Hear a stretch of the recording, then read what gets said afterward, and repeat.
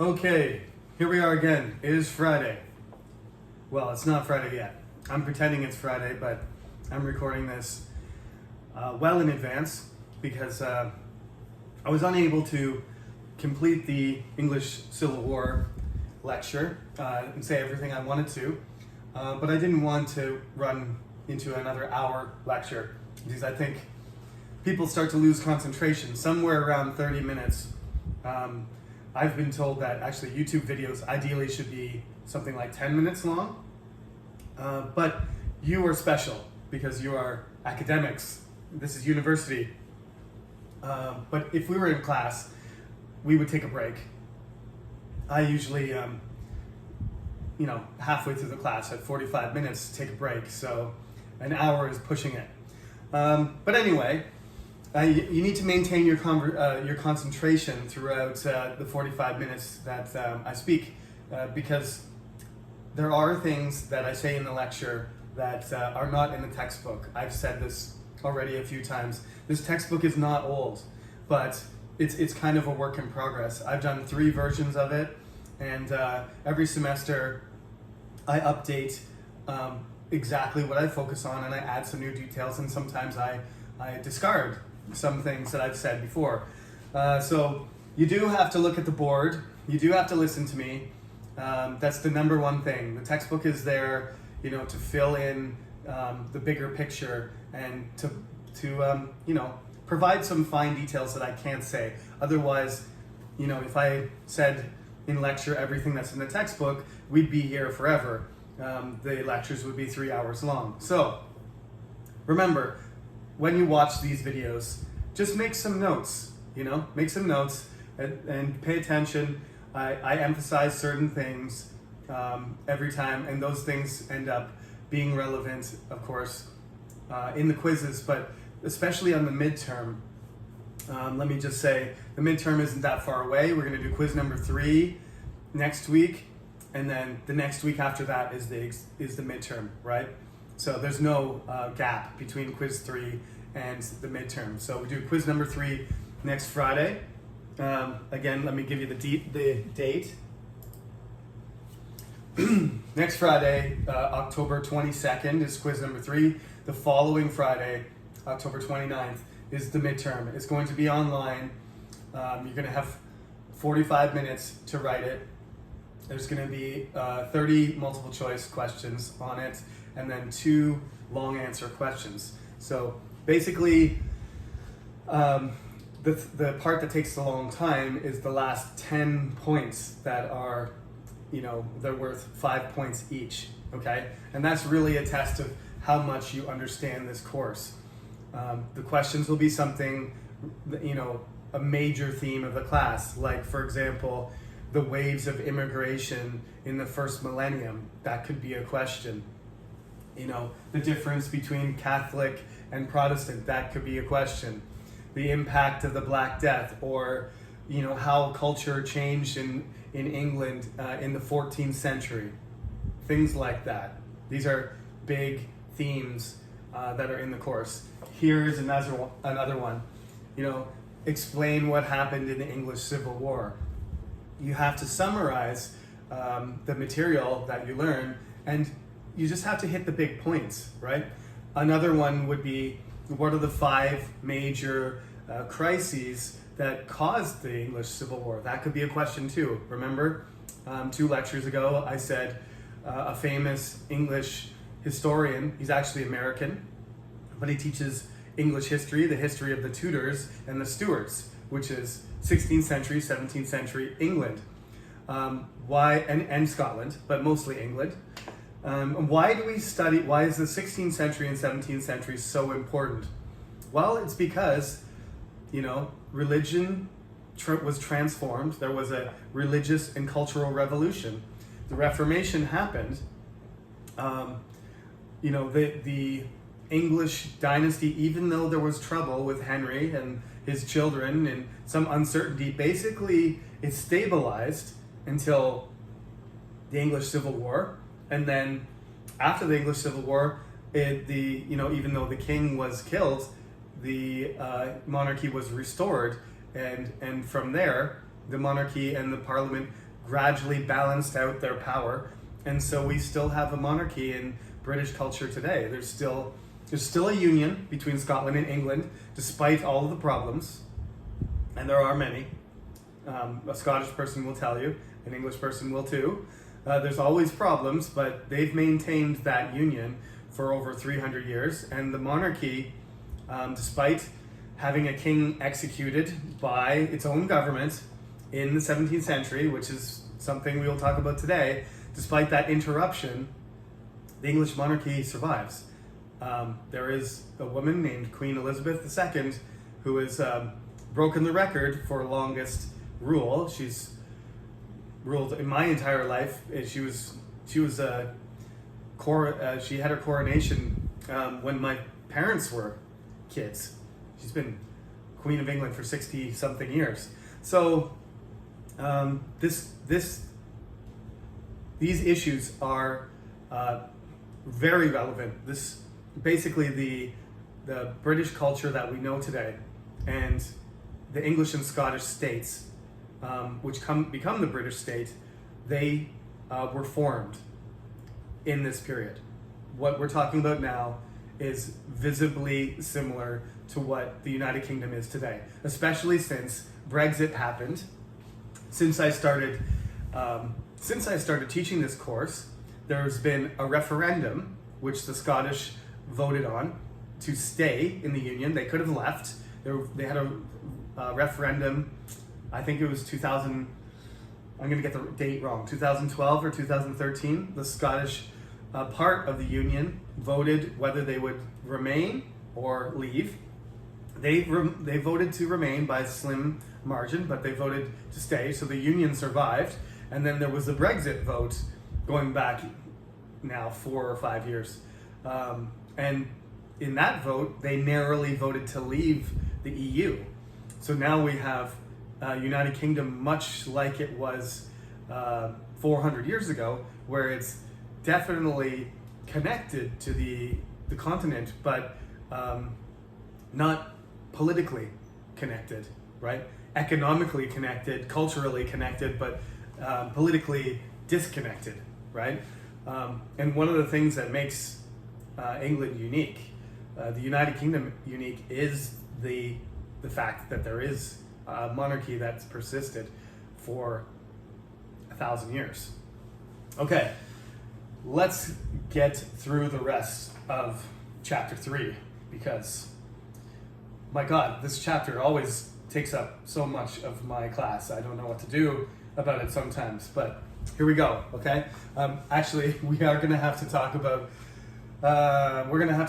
Isaac Newton and John Locke, and probably the Scottish Enlightenment next lecture. So I'm lying. We're going to talk about everything related to the English Civil War and get that taken care of. And then next class, we will finish chapter 3. Really, chapter 3 should be 2 chapters, as you can tell. Okay, King James dies. I got my skull here. I guess this is because it's almost Halloween. I decided to draw a skull. He's dead, 1625. One more thing about James. One of the things that gets the Atlantic trade going, the main thing that gets it going for the English, is tobacco. We're going to talk about that again later, but one of the main sources of revenue for the British becomes tobacco, because they find out they can grow tobacco in Virginia, and they start plantations there, and eventually the slave trade will be the source of labor for that. But initially, it's actually indentured servants. It's Scottish, English, and Irish people going over there, working for 7 years, growing tobacco, doing their labor, and then they are rewarded with their own piece of land, which they can grow. And then when that pool of labor starts to run out and land becomes,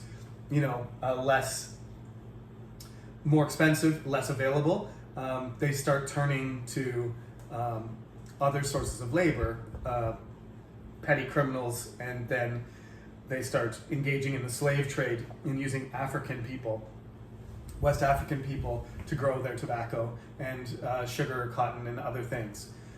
But that is something for another day. In King James's time and Elizabeth's time, the slave trade was the English were involved in the slave trade, but they were selling their slaves. They would pick up the slaves and sell them to the Portuguese and the Spanish. They weren't using them in English plantations yet. So they were participating in it, but the owners, the plantation owners, were in Mexico and South America, and that's where the English were making a lot of money. So once they start becoming involved in this imperial project of colonization and directly involved in using slaves for their own labor, then they start to become something more like the Spanish Empire and the Portuguese Empire and the Dutch. Although the Dutch are more, heavily involved in trade and less in their production of their own goods. So, tobacco, very important economic source of money. But James hates tobacco. A lot of people do. It smells. I mean, it's bad for your health. It's disgusting, actually. I'm sorry if you smoke. I used to smoke, so I understand.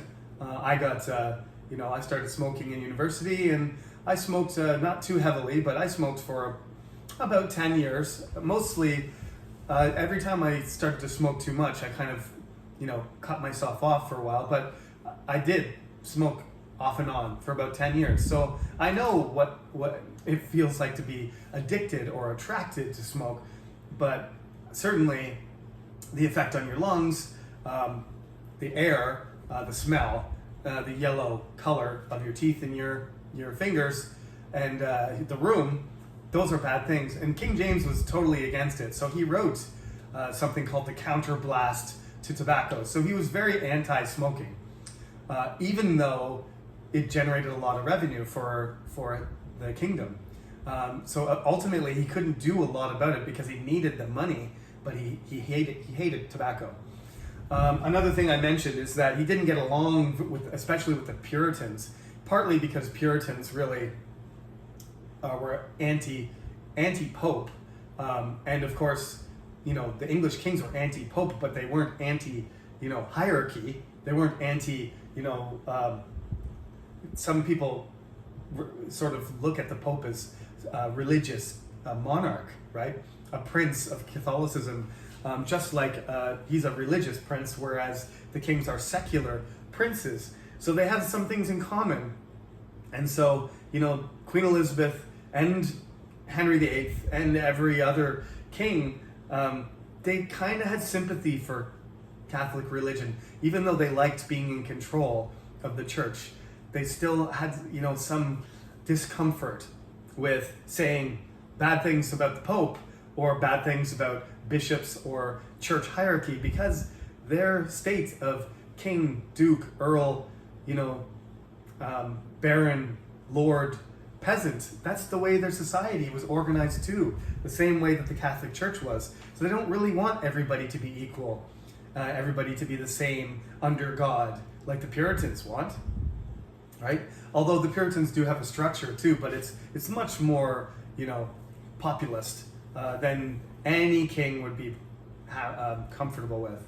And there's other things about the Catholic Church that the Puritans don't like either.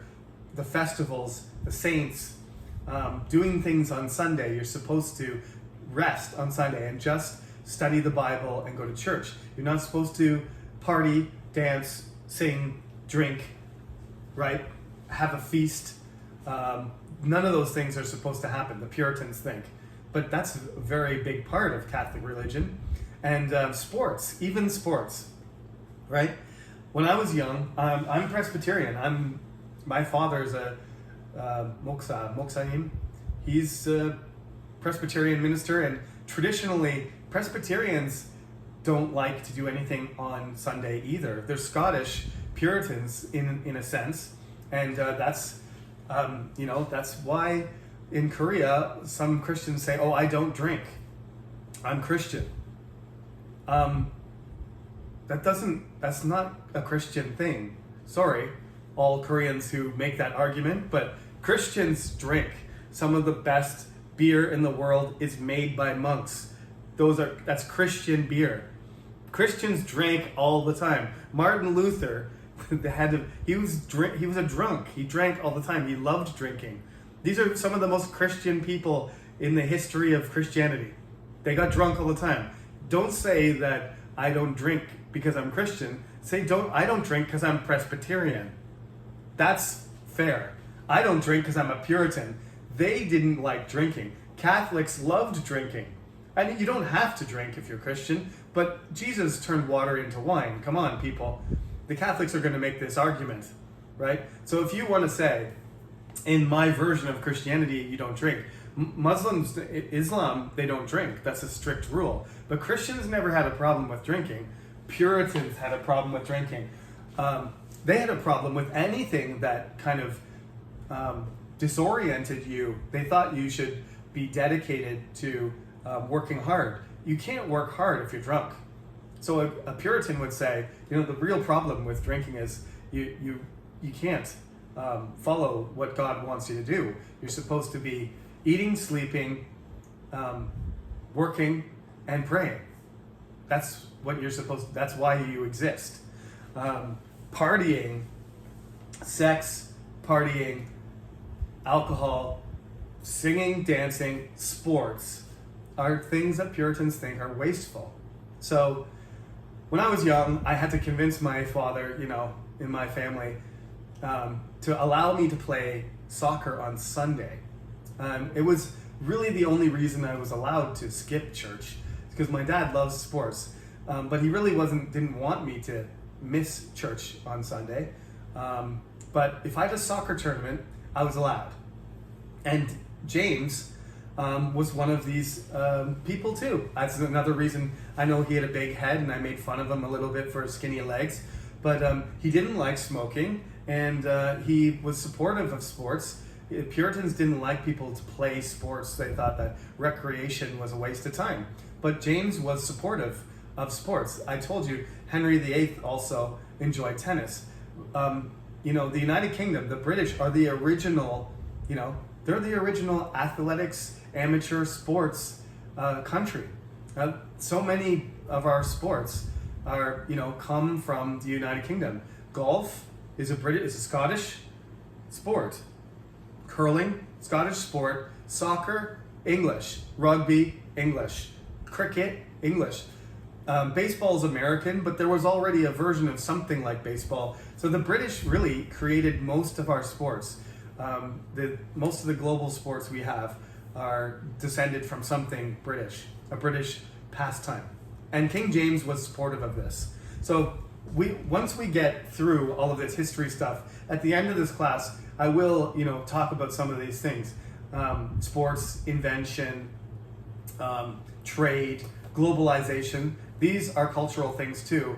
I'm still stuck in the, historical events stage of the class, but eventually we're going to have to link everything together. And you can see, like I said, that many of these things start here. Okay, so sports. King James is dead. His son is quite different than him. One of the things that's different about King Charles is he's just doesn't have good instincts. When King James wanted something, he negotiated. He didn't push anything too far. He wasn't adamant about supporting one thing or another. There was some flexibility there, and his timing was generally okay. But Charles just made the worst decisions at the worst time. Every time he should have, pushed harder, he didn't. And every time he should have been lenient and compromised, he didn't. And so he ended up, it's almost like watching a slow motion car crash, where you're just like, at any point, you could have, hit the brakes or turned one way or jumped out of the car or anything, honked the horn, that you could have done anything, but you just watched everything and crashed the car straight into another vehicle. And that's what King Charles I is. He's a train wreck. Okay? So this is what happens.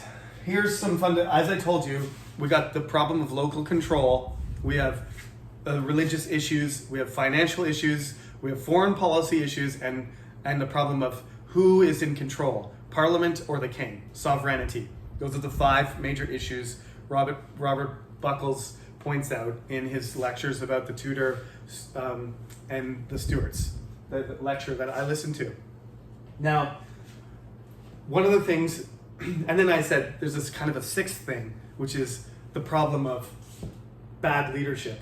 Okay? So part of his problem is King Charles has a friend. His name is, it's not his real name. His real name, I think, is George Villiers, okay, or George Villiers. But anyway, easy way to remember him is his name is Buckingham. He's the Duke of Buckingham, and it's the same name as Buckingham Palace. So if you go to England and you go to London and then you go to Trafalgar Square and you turn left, you'll see Buckingham Palace, and down the road is Parliament buildings. It's right in Westminster. It's the place you go to see all the cool buildings in London. Buckingham Palace. This guy, he's the Duke of Buckingham, George Villiers, and he's best friends with the king. The king trusts him with everything. He lets him do whatever he wants. He gives him money, and so he does. He starts a war with Spain and France.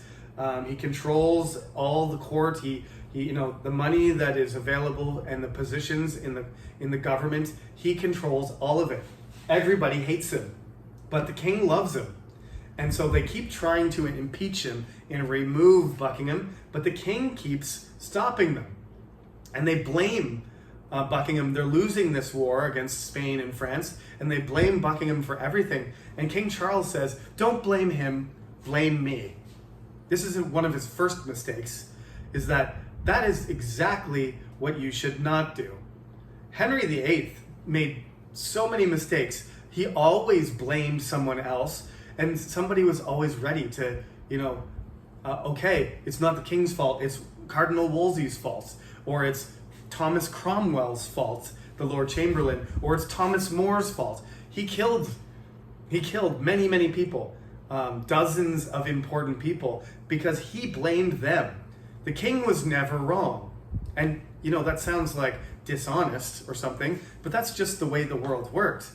If you question the king and the king is wrong, you can't, he's not chosen by God anymore. He's just a person who's a bad king. So he, on purpose, Charles says, don't blame Buckingham, blame me instead. I'm the king, I'm the one who's in control. Have you ever seen Donald Trump say, it was my fault? Never. He's got a problem with narcissism and taking responsibility. He's never admitted, he's never apologized, never admitted for anything, right? But that's something presidents do. Joe Biden and Obama and George Bush, they very rarely say, I'm sorry, it's my fault. I don't know if I can find an example of any of them doing that. I don't want to pick on Donald Trump only, but he's a particularly good example. So when you go out there and you say, you know what? I'm the president, everything's my fault. People are going to blame you, and they're going to say it's the president's fault. You asked for it. Charles takes the blame intentionally, but people hate Buckingham anyway, and he gets killed. Somebody, I can't remember the name of the guy, but he's down by the docks one day, and he gets assassinated. He gets attacked and killed. And when he's killed, everybody celebrates. There's bonfires and dancing and singing, and Charles thinks that his own people have betrayed him. They're celebrating his best friend's death. And he thinks that, the English people are a bunch of ungrateful, crazy, savage animals, right? So this is, there's conflict between Charles and his people already. He thinks he's chosen by God to lead them and that they should accept his decisions, and the people are, they have different point of view than he does, all right? So there, Buckingham, his personal choices cause a problem, all right? Financially, he's got huge problems. So every time he wants to, for example, increase tax, Parliament says, no, you're not going to increase tax unless get rid of Buckingham and then we'll increase tax. Or allow us to, choose the positions in the government. High-level positions have to be approved by Parliament, right? Or, you can't elect those people. For example, Buckingham. The Parliament's trying to use, when he asks them for money, they ask him to give them more power. And he says, no, I'm not getting rid of Buckingham. I'm not letting you choose my You're not electing my cabinet. You're not electing ministers. That's my responsibility. And when it comes to, deciding about war, for example, who we're going to war with, and whether peace and war is arranged, that's my responsibility, right? He's got a queen, he's married, and she's also Catholic. And so she's Catholic, so she's allowed to have her own priest, and she's allowed to practice Catholicism. Parliament doesn't like that either. They say, we'll give you the tax money, but your wife is not allowed to secretly, worship in the Catholic religion. That's not allowed. And he refuses. He refuses to give them any power and any influence over him. So he keeps summoning Parliament and saying, I need money. And they say, we want to do this. And he says, no, go home. So this is a relationship he has with Parliament. So he keeps, asking them for money, and they say, okay, give us something or do something that we want you to do. And he refuses, so he doesn't get money. So his money problems just keep going. To solve this, he does something called ship money, which is when, for example, in the Spanish Armada situation, when another country is going to invade England, they know and they need to raise money quickly.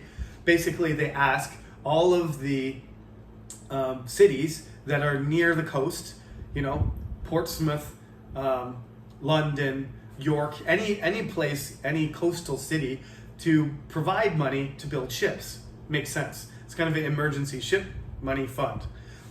You can do this in any emergency. It's legal.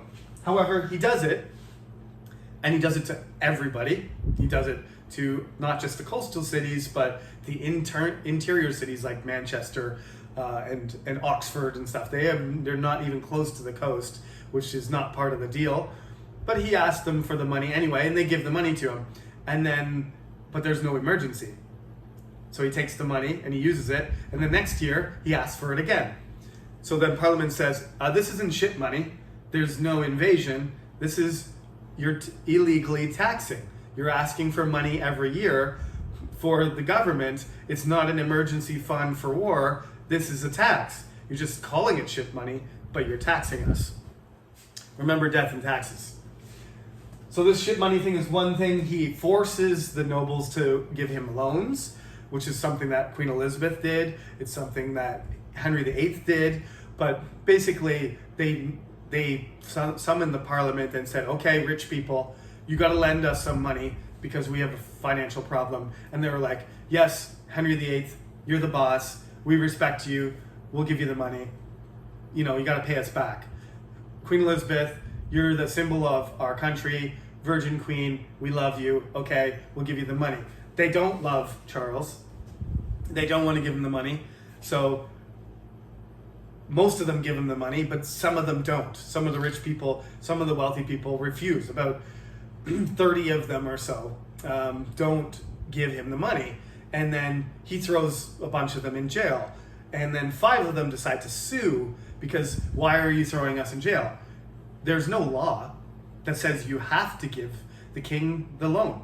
This isn't something that Queen Elizabeth and Henry VIII did because they have the power to influence, say, I'm the king, I'm the queen, I control the kingdom, I'm in some trouble here, you gotta help me out. I give you privileges, I give you rank, I give you positions, I take care of you, you take care of me. That was what it was about. You respected the king.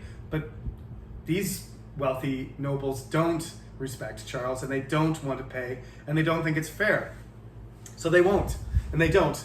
And 5 of them sue him, and then the royal judges refuse to judge. They refuse to give a verdict. They don't say the king is right, they don't say the nobles is right, but they consider this a victory because they didn't say they were wrong, right? And they don't belong in jail because they didn't do anything illegal. They just refused to follow what the king requested. So loans, ship money, these are the financial things that cause the real tension between the king and portions of the country, people running the country, right? There's a lot of leading figures, there's a lot of important people that are very angry at Charles. There's the monopolies, I talked to you about them before. Basically, a person who owns a monopoly granted by the crown. And it's a very unpopular thing that Queen Elizabeth had to argue about many times, but she kept it going. And James too, they want to get rid of these things. So that's one of the things when he says, okay, I want you to give me some tax money. I need to raise some money. We need to raise taxes. Give it to me. Parliament says, okay, we will. Just get rid of the monopolies. And he says, no, that's my right. I can give an important person who I like. This is one of the things I can do to give favor, is to give somebody control over soap or nails or cloth or whatever, and they can get some money from that. It's my right to grant these favors. And so, again, no deal, Parliament, go home. So you got loans, monopolies, taxes, and the personal finances. Another thing the Parliament asks is, we want to know what you're doing with the money.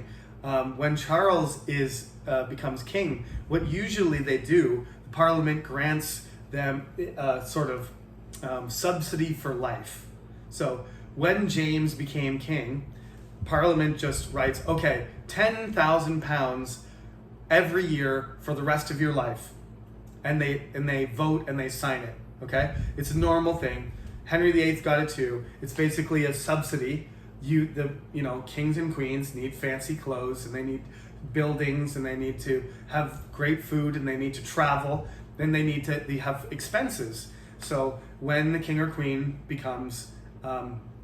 has their coronation, Parliament grants them, the subsidy for life, their personal finances. When Charles becomes king, instead of giving it to him for life, they give it to him for 1 year.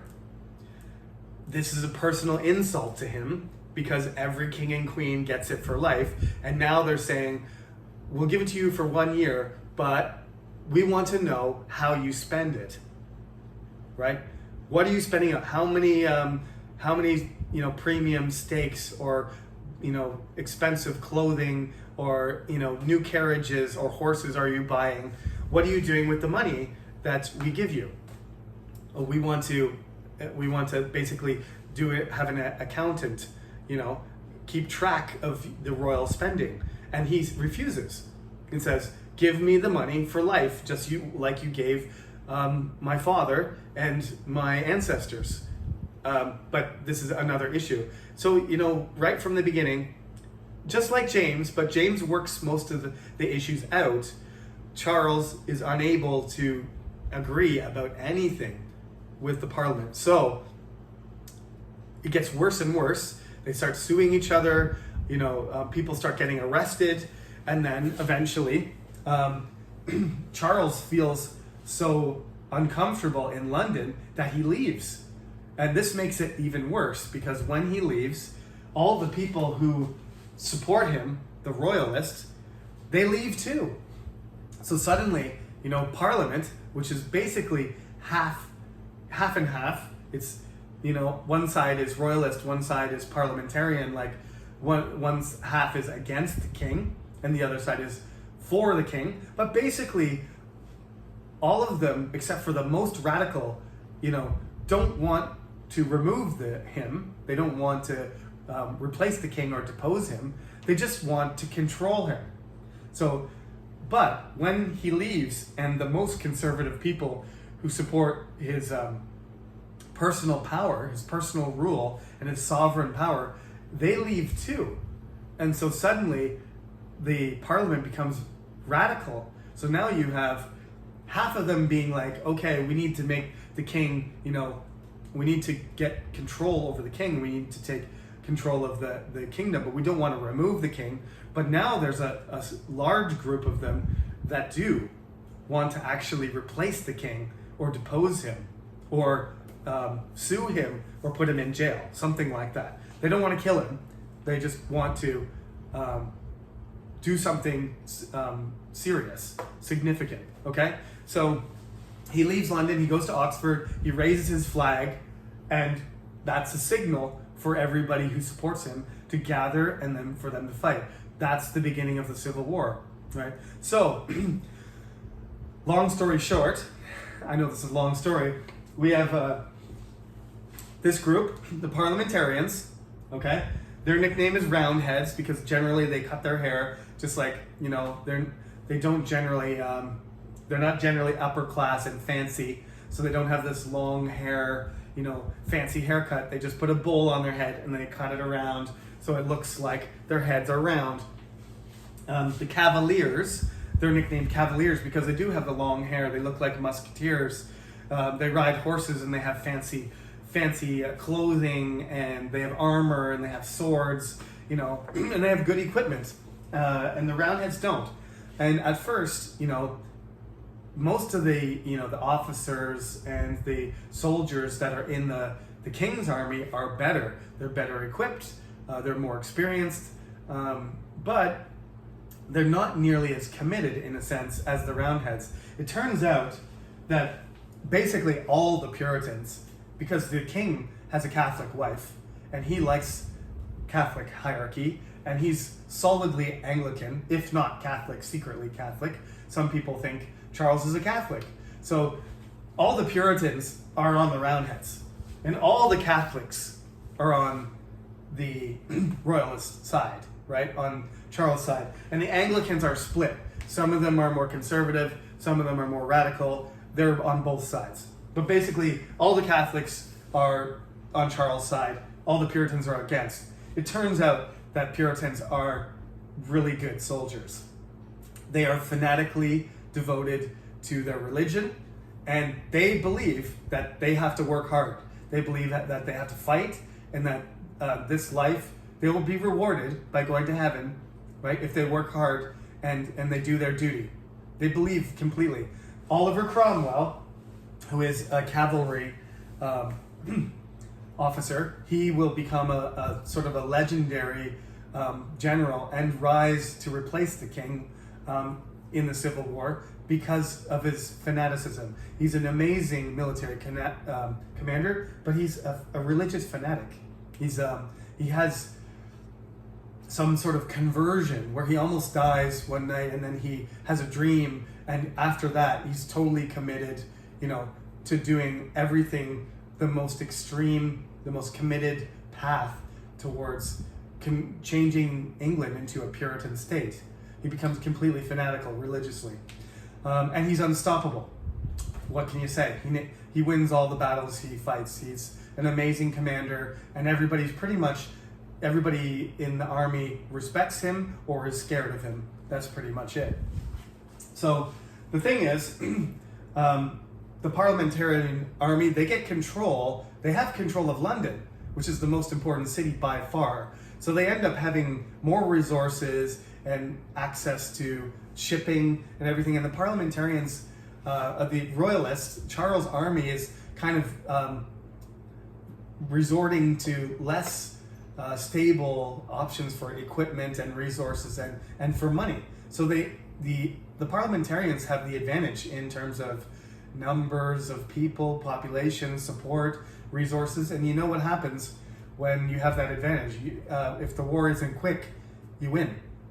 So the Royalists, it goes back and forth, but the Parliamentarians gradually get the advantage, and they do have an amazing commander in Oliver Cromwell, and their main commander is a man named Thomas Fairfax, and he's also an incredible leader and skilled military tactician, strategist. And so the Parliamentarians win. They actually win, and then Charles escapes and tries to start a second civil war, and he loses again. Okay, so I just call it one. I'm just going to call it the Civil War, but there's actually part 1 and part 2, just like our lectures, part 1 and part 2. The Scots are really the wild card because they are Presbyterian, as I said, and they sometimes, they take whatever side they take kind of has a big advantage because they have a big army too, and they make the difference. Sometimes they fight with the Parliamentarians because ideologically, culturally, politically and religiously, they are aligned with the Puritans, and the Presbyterians and the Puritans have similar ideas about what the kingdom should be like. both Scotland and England. So they make deals with each other. But also, at the same time, there are Catholics in Scotland, and Charles is the King of Scotland.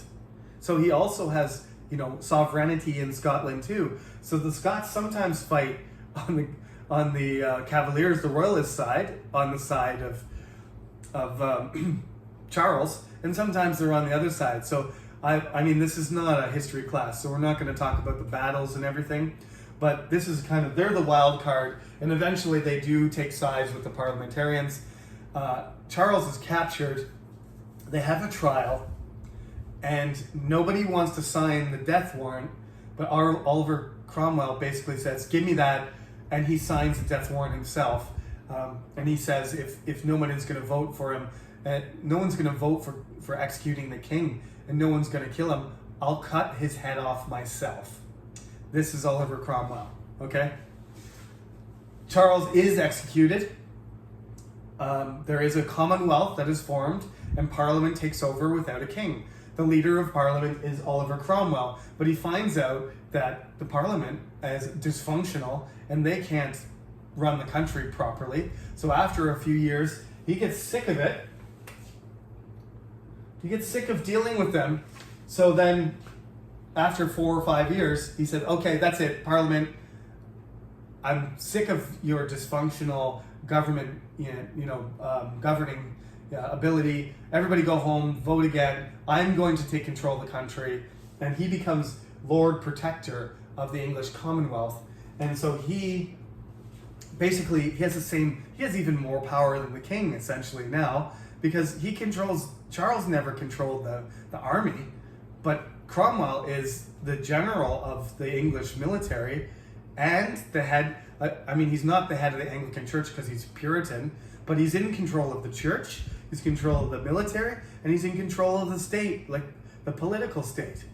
So he becomes, in the sense, like more absolute than Charles ever was, or Queen Elizabeth, or James. And he rules pretty well. But the single worst black mark on Cromwell is during all of this, he goes over to Ireland to suppress Irish rebellions, Catholic rebellions, and he shows no mercy whatsoever. He doesn't like the Irish, and he hates Catholics. So he uses it as an excuse just to basically kill as many Irish Catholics as he thinks is necessary. And apparently he thought that killing tens of thousands of Irish Catholics was necessary. He didn't feel any remorse for that. And that is, there is a statue of Cromwell. It's in the book. Irish people consider him an absolute monster. And I would say he was. To Irish people, he was. To the English people, it's a complicated thing, whether you're going to respect what he did. He certainly checked the power of the king, and this tension between conservative, progressive, religious, toleration, fanaticism, these things all came together in the English Civil War. This is a revolution. It goes all the way. It goes all the way to the extreme where there's, just like the French Revolution, where they're killing thousands of people, and the purpose of it is kind of lost. Like why there's a terror, right? There's the terror. Sorry, I think accidentally cut myself off there, just trying to wrap things up for the lecture today. Basically, he caused a wave of terror in Ireland, and the good things he did are hard to it's hard to justify the good things that he did when you balance them against all the terrible things that he did. So he's a very controversial figure. He is sort of considered the father of the Commonwealth, which there's certainly some. We're going to talk about British imperialism as we move forward into American culture, and one of the reasons why the United States becomes a country is because the imperial character of the British culture is something that they reject. And despite the fact that Cromwell is a Puritan, and he could have been one of the pilgrims that went over to Massachusetts and started, New England, he was almost one of those people. If they hadn't have voted against, Charles at the beginning of the Civil War, he probably would have left England and gone on the Mayflower across the ocean. But that's not how things happened. So he ended up becoming the single most powerful, individual in the middle of the 17th century. And English, British culture evolved a lot from this, because when Cromwell dies in 1658, his son Richard has the potential to take over, but that's not what they want. Instead, they decide what they'd rather do is invite Charles II, the son of the king that they killed 10 years before. They decide, the rulers, the upper class, the majority of the English people, and the Scots, to be fair, aren't against this either. They invite the son of the king that they killed back to restore the stability of the kingdoms, because he's the king of Scotland too. And they invite him back, and he becomes Charles II. So the revolution the counter-revolution succeeds, and the restoration occurs. But we'll see that there has to be some balance between what happened in the Civil War in rejecting the monarchy and inviting it back. So there's going to be another, transition, rebalancing of all of the issues, and finally, it'll be resolved in the Glorious Revolution in 1688. We will talk about that in the next lecture. We'll move forward, talk about Isaac Newton and the Enlightenment, David Hume in Scotland, the Union, and William III, King William III, the Prince of Orange, the Dutch prince who will come over, William of Orange, and somehow end up uniting the conservatives, the radicals, the Puritans, all of the different factions here will end up with, basically the birth of the constitutional monarchy that makes the United Kingdom the state that it is today. All right. Hopefully that blip won't cause too much confusion. I don't know why my camera turned off there. I don't think I pressed my button, but that's it. Everything is covered here. So we made it. Next lecture we'll wrap up the 17th century, and there won't be too much more material before the midterm, because we're making so much progress. So remember, quiz number 3, it stops at the beginning of King James. 2 lectures ago, that's when the quiz 3 material will stop. But for the midterm, all of this and the next lecture will be included. Okay, have a great weekend, and see you next week.